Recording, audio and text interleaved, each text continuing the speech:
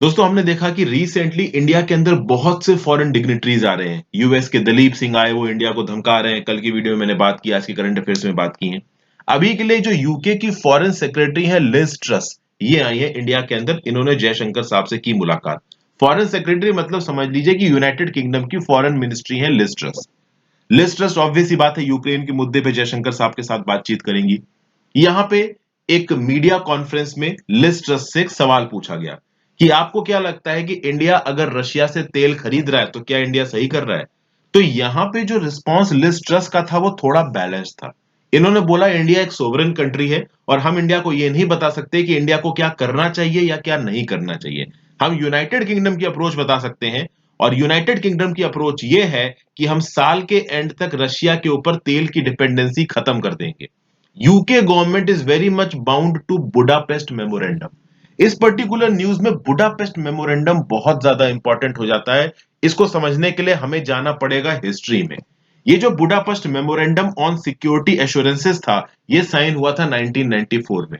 और ये वो समय था जब रिसेंटली ही सोवियत यूनियन टूटा था। 1991 के लगभग पे सोवियत यूनियन टूट गया था। उस समय पे सोवियत यूनियन के बहुत सारे न्यूक्लियर आर्सनल, बहुत सारे न्यूक्लियर वेपन यूक्रेन की धरती पे थे। और 1994 में जब ये एग्रीमेंट साइन हुआ तो तीन कंट्रीज, कौन कौन सी तीन कंट्रीज, बेलारस, कजाकिस्तान और यूक्रेन, इन तीनों ने बोला कि हम non proliferation of nuclear weapons NPT treaty को एक्सेशन करते हैं। और यूक्रेन ने बोला कि ठीक है भाई, हमारी जमीन पे जितने भी न्यूक्लियर आर्सनल्स हैं आप उनको डीकमीशन कर दो, अपनी न्यूक्लियर वेपन की टेक्नोलॉजी ले जाओ, हम न्यूक्लियर पावर का प्रयोग केवल सिविलियन पर्पसेस के लिए करेंगे। यूक्रेन यहां पे अगर बदतमीजी करता तो यूक्रेन के पास एक ऑप्शन था कि आज की डेट में उसके पास न्यूक्लियर वेपन होता।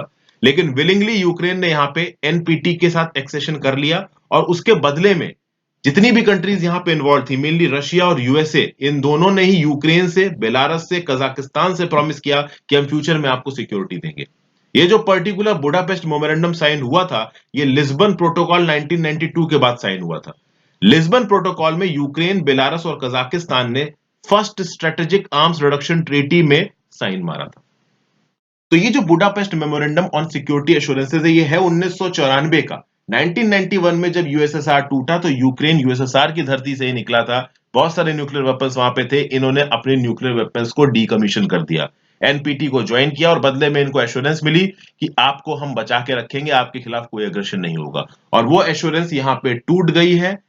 UK foreign secretary Liz Truss नाम तो ले रही है बुडापेस्ट मेमोरेंडम का कि हम बुडापेस्ट मेमोरेंडम को मानेंगे, बट एक्चुअली में इन स्पिरिट ये मेमोरेंडम माना नहीं जा रहा है। यूक्रेन की धरती पे असॉल्ट हो रहा है और यूएस यूके कोई भी यहां पे यूक्रेन की सीधी सीधी मदद के लिए नहीं पहुंचा है।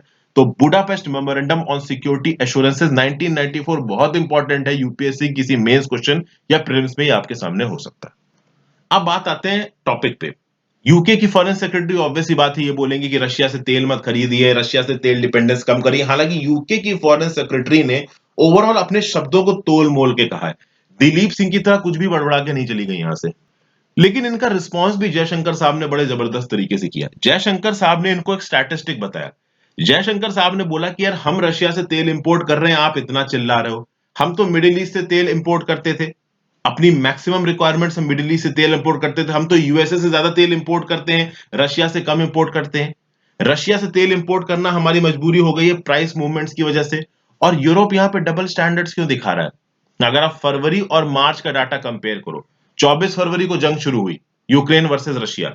मार्च में जितना, मार्च 2022 की बात करें जयशंकर साहब, मार्च 2022 ने यूरोप की कंट्रीज ने रशिया से फरवरी 2022 से 15% ज्यादा तेल खरीदा है।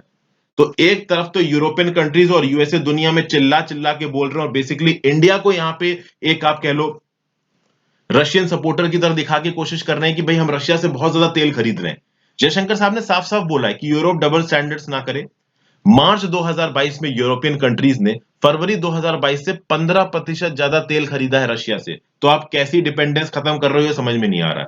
और जयशंकर साहब ने यहां पे यह भी बोला है कि अगले 8 से 10 महीने या इनफैक्ट कुछ साल आगे चले जाओ तो भी इंडिया टॉप 10 इंपोर्टर्स में नहीं होगा जो कि रशिया का तेल खरीदते हैं। मतलब कहीं ना कहीं जयशंकर साहब ने क्लियर बोल दिया है कि आगे आने वाले समय में रशिया से तेल और एनर्जी खरीदने वाली सबसे बड़ी कंट्रीज यूरोपियन कंट्रीज ही होंगी। इंडिया को जबरदस्ती यहाँ पे विक्टिम की तरह दिखाया जाता है, फॉरेन ऑर्डर को के वॉलेटर की तरह यहाँ पे दिखाया जा रहा है। प्लस यहाँ पे जयशंकर साहब ने एक और जबरदस्त बात बोली है। जयशंकर साहब ने बोला है कि जब भी किसी एक कंट्री में इवेंट होता है तो उस कंट्री के प्रॉक्सिमिटी कंट्रीज बहुत इफेक्ट होती। जैसे फॉर एग्जांपल जब अफगानिस्तान का इवेंट हुआ था और अफगानिस्तान में केओस मचा था और ओवरऑल जो सिक्योरिटी फोर्सेस थी वेस्टर्न कंट्रीज की, यूएस की, वो अफगानिस्तान से जब बाहर निकल रही थी, उस समय पे यूरोपियन कंट्रीज, यूएसए पे उतना इंपैक्ट नहीं आया था, लेकिन अफगानिस्तान पे इमीडिएट इंपैक्ट आया था।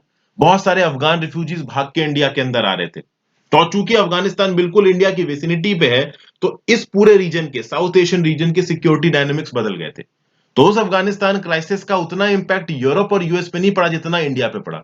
उसी प्रकार से इस यूक्रेन क्राइसिस का जो सबसे बड़ा इंपैक्ट पड़ रहा है वो प्रॉक्सिमिटी कंट्रीज को पड़ रहा है, क्योंकि यूरोपियन कंट्रीज बिल्कुल बगल में है किसके, यूक्रेन के, और हम थोड़ा यूक्रेन के दूर है, तो यूक्रेन की इस क्राइसिस का उतना इंपैक्ट इंडिया पे नहीं पड़ रहा है। तो इसीलिए अफगानिस्तान की क्राइसिस के समय पे यूरोपियन कंट्रीज और यूएस वाली जो कंट्रीज होती हैं, ये क्या करती हैं, अपने हाथ सिकोड़ लेती हैं, साइड में चुपचाप से बैठ जाती हैं, ज्यादा कुछ नहीं बोलती हैं। और जब हम इस बात से अफेक्ट हो रहे हैं, मतलब अफगानिस्तान में क्राइसिस हुआ, इंडिया अफेक्ट हुआ, आसपास की कंट्रीज अफेक्ट हो रही, तब तो आप चुप बैठे हो। अब आपके बैकयार्ड में प्रॉब्लम हो रही है, यूक्रेन में प्रॉब्लम हो रही है, तो हम पे सर पे चढ़ चढ़ के चिल्ला रहे हो कि तुम ये क्यों कर रहे हो, वो क्यों कर रहे हो, क्योंकि आपके बैकयार्ड में प्रॉब्लम हो रही है।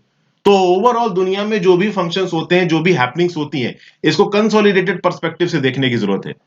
आपके बैकयार्ड में गड़बड़ होने लगी, उसके लिए आप इंडिया को विक्टिम कार्ड खेलने लगो, तो वो गलत है। तो इस प्रकार के स्टेटमेंट्स यहाँ पे overall Liz Truss versus Jaishankar साहब निकल के आ रहे हैं। बहरहाल एग्जाम्स पर्सपेक्टिव से इंपॉर्टेंट है यहाँ पे Budapest memorandum on security assurances. इस मेमोरेंडम को याद रखिएगा, इससे रिलेटेड क्वेश्चन सीधे सीधे किसी भी एग्जाम में आ सकता है। Thank you for watching friends, I hope कुछ ना कुछ यूजफुल जानने को मिला हो। आप अपने व्यू पॉइंट या कोई एक्स्ट्रा सजेशंस या कोई एक्स्ट्रा इन्फॉर्मेशन इस टॉपिक से रिलेटेड देना चाहें तो नीचे कमेंट बॉक्स में दीजिए। You are most welcome. Have a great day friends, good bye.